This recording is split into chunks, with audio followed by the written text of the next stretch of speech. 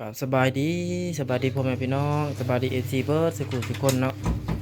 ยินดีต้อนรับเข้าสู่ช่องแม่น้องเดือนพี่น้องเลยเปิดไฟอ่ะตอนนี้ก็แม่น้องเดือน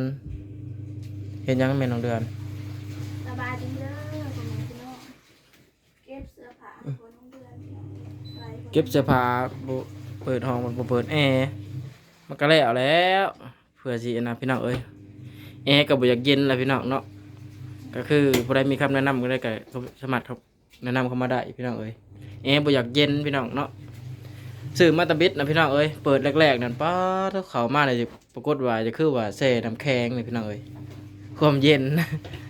นี่คือว่านอนแช่อายน้ำแข็งเนาะแต่ตอนนี้ก็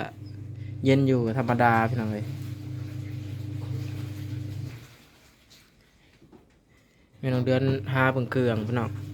เลือกเครื่องสิพับให้พอน้องเดือนพี่น้องเอ้ยอายุเสือตัวนี้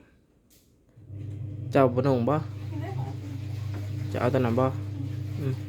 เอาเอาตัวเดียวนี่แหละใช้กันยาวใหญ่นะสองตัวนี้อืม ตามตัวนั้น ทานตัวใดตัวใหญ่ตัวดำนี่บ่เอาดอกพับเบิ่งก่อนอุ้ยอืมพับเบิ่งก่อนเถื่อว่าเสือชั้นขาด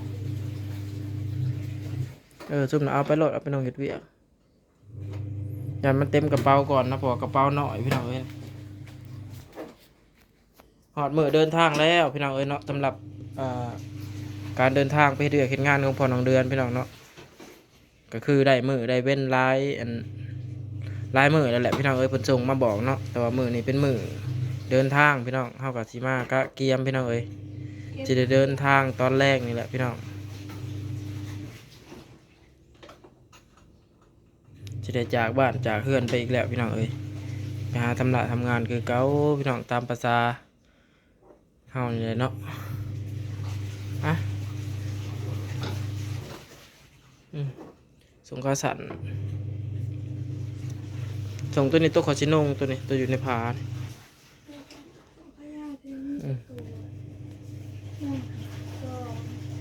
สามสี่โอ้เอาไปลายแท้ ห้า โอ้เอาไปลายโพดถูกเขาเนี่ยไปบางเดียวเขาก็นุ่งช่องแคมเสือก็จากในซาก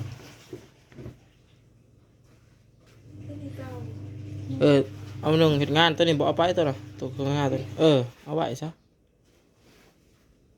เอาไว้นุ่งอยู่บ้านเอาไปเบิร์ดมันก็เก่าเบิร์ดพี่น้องเอ้ยเอาไปเห็ดเวียกเห็ดงานเนาะอับสมยิงก็แล้วก่อนส่งตัวนี้ก็บ่อยากถือไปกับบ่ถือของเขาเนี่ยตัวนี้ตัวดำมันบางเอาไว้นุ่งอยู่บ้าน หนึ่งสองสาม มันส่งเจ้าบ่ตัวนี้ เจ้า น้องส่งตัวข่อยน้องเก็บเบี้ยหาเรื่องรถกระนงเบิ่งดูมันสิเป็นจังไดอันนี้ก็แม่นพี่น้องเอ้ยเครื่องตัวซุ่มนี่ก็แม่น ถ้าเอาออกมาจะนอกออกเลยถือว่า น้ำหนักเพิ่นบ่ให้เกิน20โลพี่น้องเอ้ยสำหรับกระเป๋าลากกระเป๋าโหลดเนาะ ปวดอันสูงค่าสันเสือตัวมันบาดนะคะก็ใส่ทุกออกนั่น ถุงอ่องกับเพิ่นบ่ให้เกิน7โลพี่น้องเอ้ยถุงอ่องสัมภาระขึ้นเครื่องเนาะสำหรับเครื่องที่บ่ได้โหลดพี่น้องอันนี้เพิ่นเอิ้นกระเป๋าโหลดลงเครื่องนี่น้ำหนักบ่ให้เกิน20กิโลพุ่นน่ะพี่น้องเอ้ย กระเป๋าจิ๋วจิ๋วที่ร้อยนะ เขาเห็นของข่อยนะข่อยและหน่อยก็หมู่กระเป๋านะเขาซื้อคนละ2-3 แสนพี่น้องเอ้ยสำหรับน้องเดือนก็คือกระเป๋าเก่าน้องเนาะ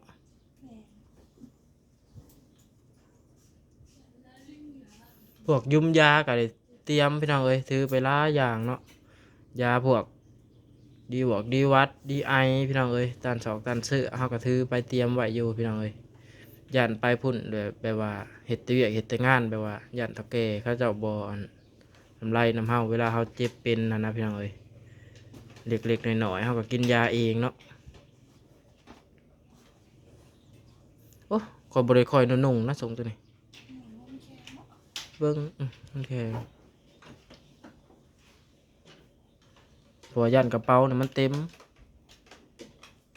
เสือใหญ่ตัวไหนอีกนี่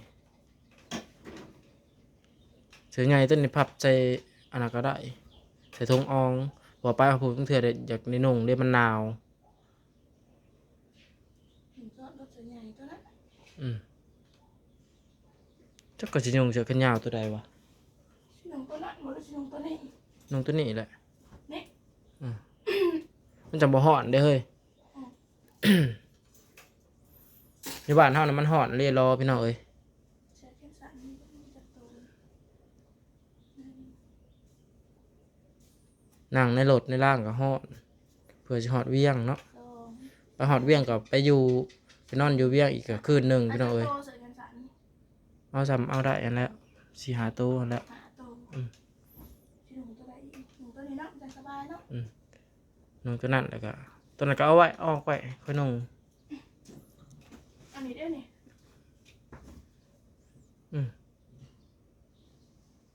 6-7ตัวได้นี่ เอาหรือเปล่า แล้วกระเป๋ามันใส่ได้ก็เอา ตัว เนาะ นี้ได้ เอาเถื่อนุ่งเฮ็ดเวียกได้ตัวนี้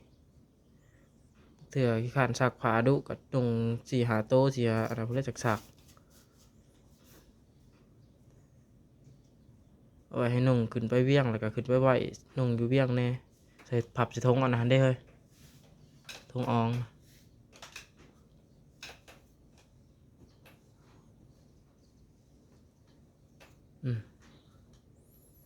สงกษัตริย์แล้วก็ไหวชินุ่ง เอาดินี่ เอา ลายโตเลย เอาไปนุ่งเฮ็ดเวียกเลย ลายตัวแรกมันเก่าแห้งเลยครับกระถิ่นซ้ายมาค่ะ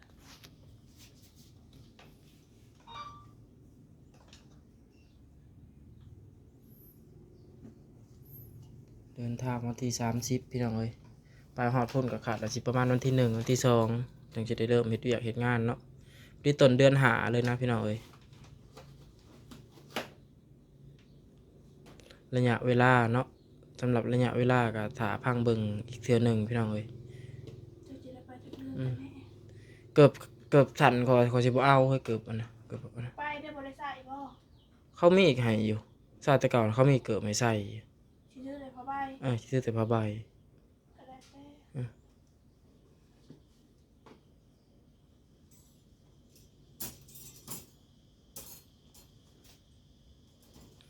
ตอนนี้ก็พับเครื่องพี่น้องเอ้ยทงตีนทงเท่าก็ซื้อเรียบร้อยแล้วพี่น้องเตรียมไว้เบิดเลยเนาะ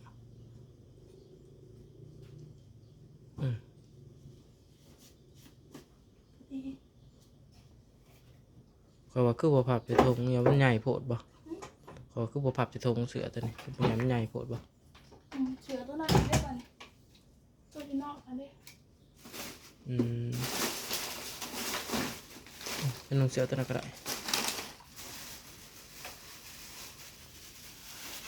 อ้าวทงใบตะดินได้นะยืมใบตะดินไม่เท่าคือเก่าพี่น้องเอ้ยไป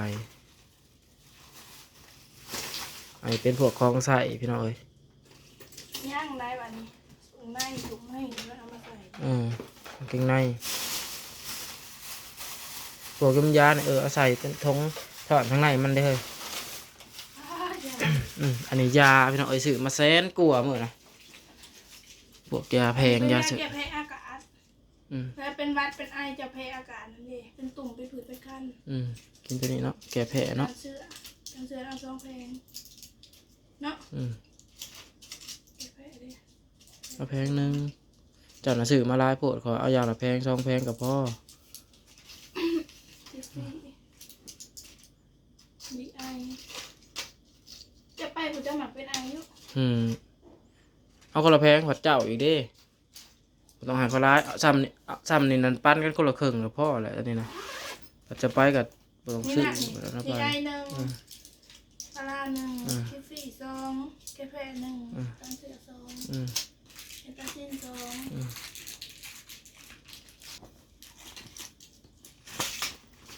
โดดต้องใส่กระเป๋านั่นแหละ นี่ก็ที่เหลือนี่ก็ไปตำลังก็ต้องเอาไปนํเพราะว่าไปคนละบ่อนพี่น้องเอ้ยจักสิเพาะกันหรือบ่เนาะอิหยังอะนะโคโลนบ่แน่ใจว่ามันสิเอาไปได้หรือบ่เด้อโคโลนน่าสิได้อยู่ดอก ได้ยังใส่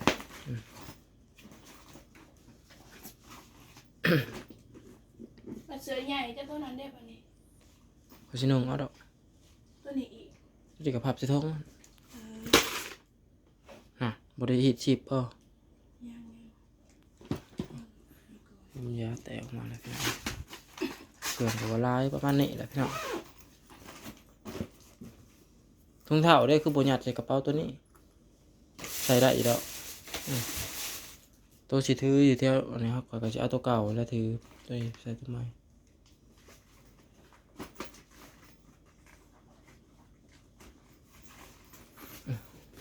แล้วก็เก็บเครื่องเก็บของพี่น้องเอ้ยสิเดินทางมื้อนี้ก็ฝากเก็บซี่ทุกคนเนาะเป็นกำลังใจให้พอน้องเดือนนี่เด้อทุกคนเนาะแม่น้องเดือนไปตามรังพี่น้องเอ้ยรอบนี้ไปแต่พอน้องเดือนก่อนนี่ก็ยังเก็บเครื่องของบ่เบิดจำพี่น้องเอ้ยในพอน้องเดือนก็จะหาเกียมเก็บเอาอีกเนาะบ่ค่อยบ่เอาหลายก็ยาของก่อนนะเอาจักอันหนึงก็พอแล้ว บริษัทดิ บ่ค่อยได้ใช้ของเจ้านี่ถือเอาหลายๆเนาะเอา2อันก็ได้ของก่อนนะ จะโดนไปทำเรียน